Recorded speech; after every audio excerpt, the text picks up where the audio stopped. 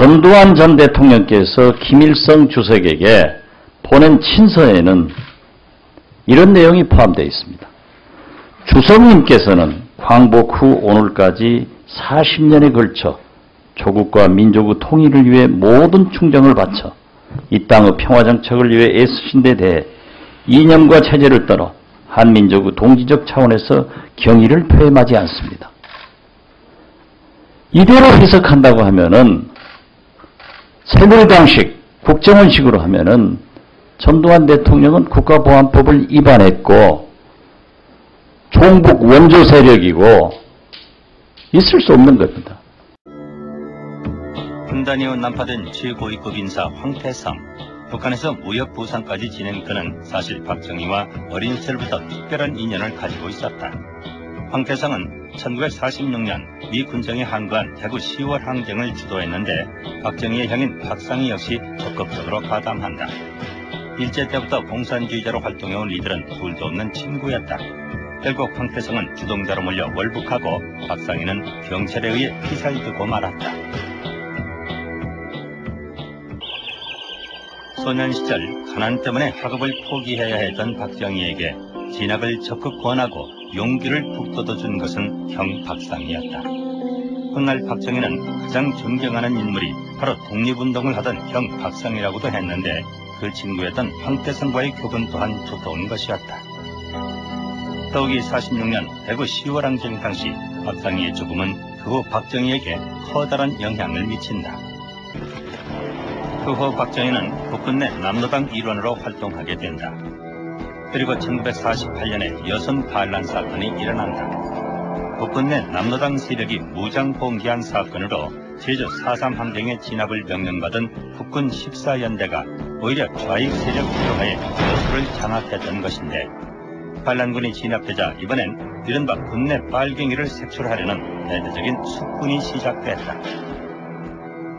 이때 육군본부 정보장교로 있던 박정희 역시 검거된다. 여선 반란군을 진압하기 위해 광주 작전참모본부에서 근무 중이던 박정희 소령. 그의 남로당에서의 위치는 군사총책. 당시 군사재판 기록에 따르면 1946년에 남로당에 가입한 박정희는 군대 조직 내 특히 육사 내부에 남로당 세포들을 진투시켰고 무력으로 반란을 일으키고자 했다는 것이다.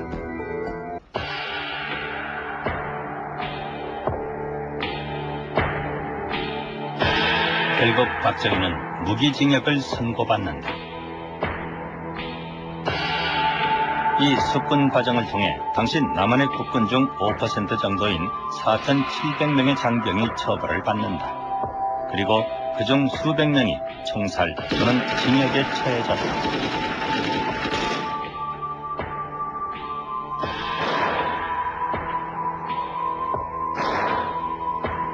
그러나 무기징역을 선고받았던 박정희는 처벌을 받지 않고 가까스로 살아남는다.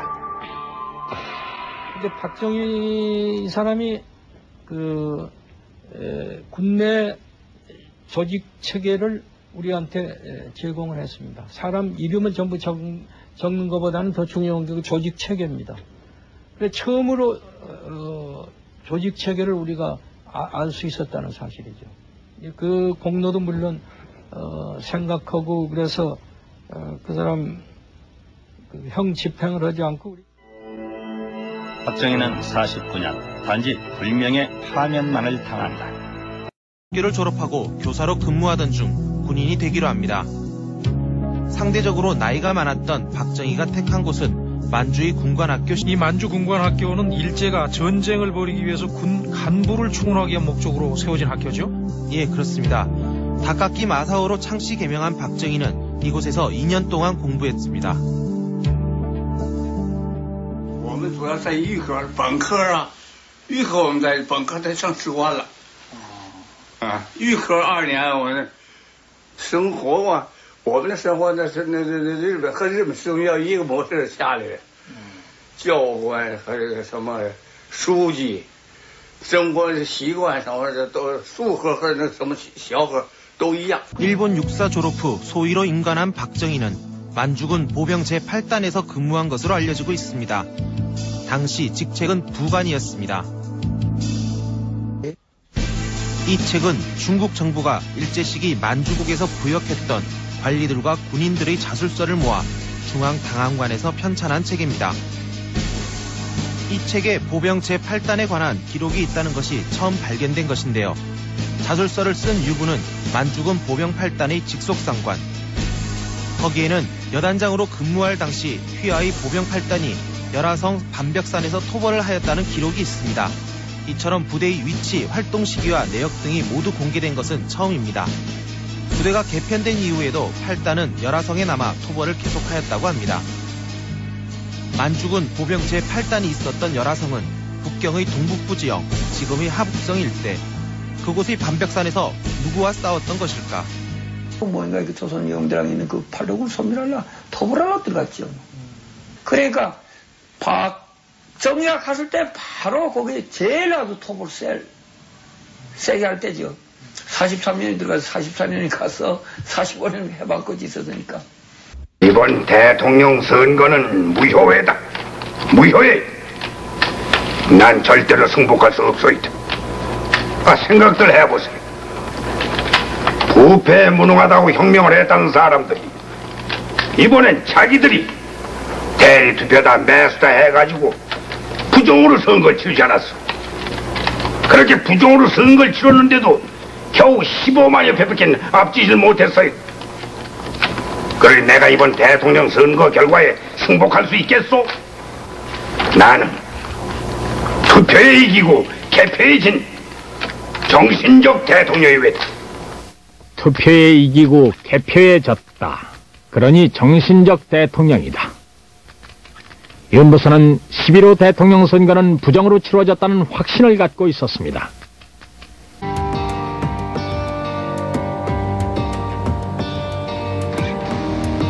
개인적으로 느낀 것은 좀 화통한 성격이다 하는 그런 인상을 받았고요.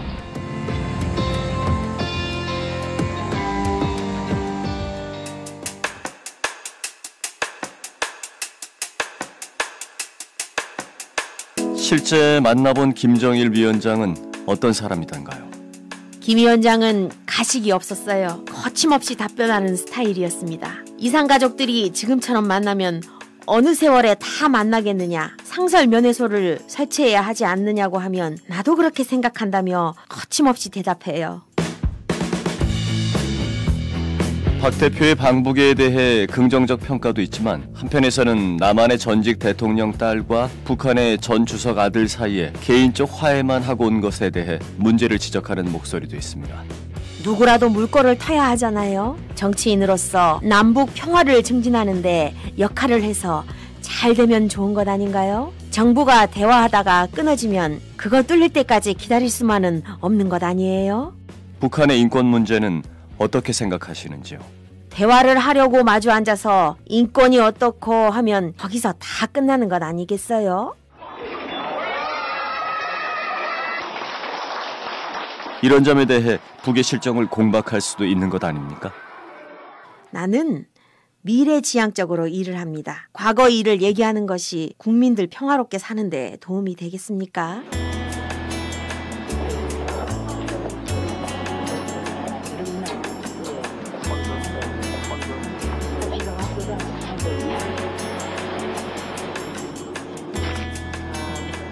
기다리던 단비가 오는 가운데 평양의 순정을 잘 보고 돌아갑니다. 감사합니다.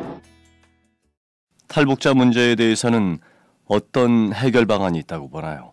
장기적으로는 북한의 경제난 때문에 저런 일이 생기는 것 아니겠어요? 그러니까 북한 경제가 발전하도록 해야겠죠. 나중에 통일이 됐을 경우에도 통일 부담이라는 게 어마어마할 테니까요. 대결 논리보다 어떻게든 북을 안고 가야 한다는 말씀이군요. 신뢰를 구축하고 남과 북이 서로 이해의 폭을 넓혀야 한다고 생각해요. 교류한다고는 하지만 서로 이해 못하는 것이 많습니다. 자꾸 만나면서 이해가 되도록 노력해야 한다고 생각합니다. 한반도의 평화와 안정국에서 좋은 일을 많이 할 수 있을 것 같습니다.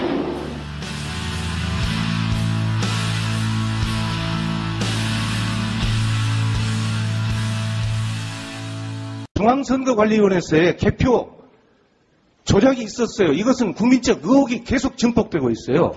경기도 남양주 선관위 또는 서울시 송파 선관위를 비롯해서 전국적인 개표 부정 이 증거들이 전 투표구의 60% 이상 지금 나오고 있는 겁니다. 박상희는 경찰에 의해 피살이 되고 말았다.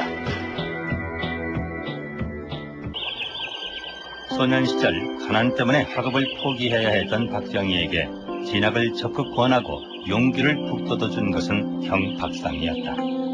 훗날 박정희는 가장 존경하는 인물이 바로 독립운동을 하던 형 박상희라고도 했는데 그 친구였던 황태성과의 교분 또한 두터운 것이었다. 더욱이 46년 대구 10월 항쟁 당시 박상희의 죽음은 그 후 박정희에게 커다란 영향을 미친다. 그 후 박근무 중이던 박정희 소령, 그의 남로당에서의 위치는 군사총책.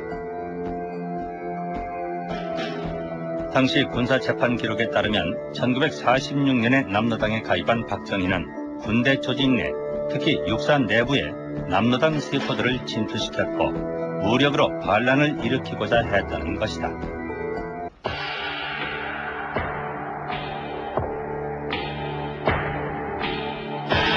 결국 박정희는 무기징역을 선고받는다.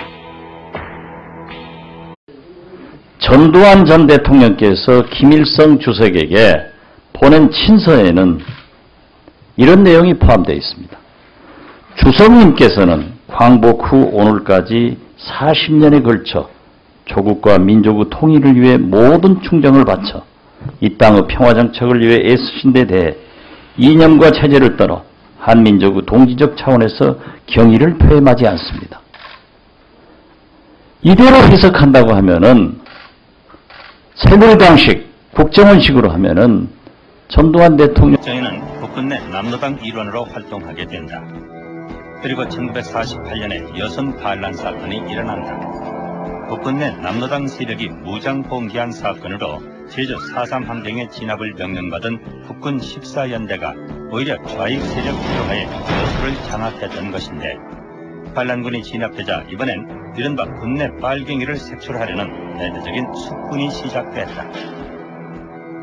이때 육군본부 정보장교로 있던 박정희 역시 검거된다. 여선 반란군을 진압하기 위해 광주 작전참모본부에서 국가보안법을 위반했고 종북 원조 세력이고 있을 수 없는 겁니다. 분단이 후 난파된 최고위급 인사 황태성, 북한에서 무역부상까지 지낸 그는 사실 박정희와 어린 시절부터 특별한 인연을 가지고 있었다. 황태성은 1946년 미 군정이 항거한 대구 10월 항쟁을 주도했는데 박정희의 형인 박상희 역시 적극적으로 가담한다. 일제 때부터 공산주의자로 활동해온 이들은 둘도 없는 친구였다. 결국 황태성은 주동자로 몰려 월북하고